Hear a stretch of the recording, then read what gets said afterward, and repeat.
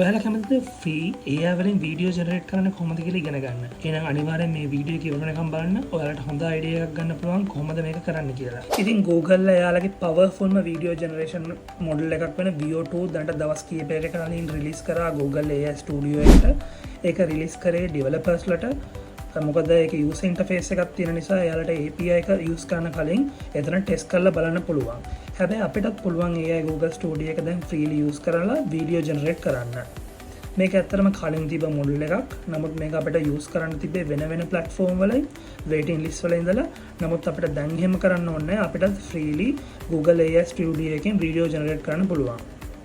එයාලා කියන විදිහට මේ මොඩල් එකට පුළුවන් high quality hyper realistic video generate කරන්න. ඒ වගේම මේ මොඩල් එක up to 4K resolution support කරනවා.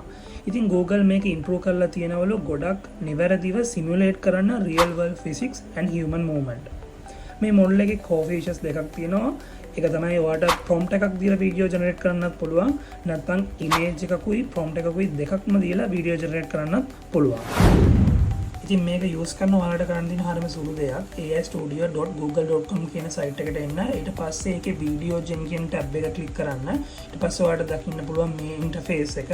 ඒකේදී ඔයාලට prompt එකක් දෙන්න පුළුවන් නැත්නම් image එකක් අප්ලෝඩ් කරන්න පුළුවන්. ඊට පස්සේ right side එකේ ඔයාලට බලා ගන්න පුළුවන් ඒකට අවශ්‍ය settings ටික.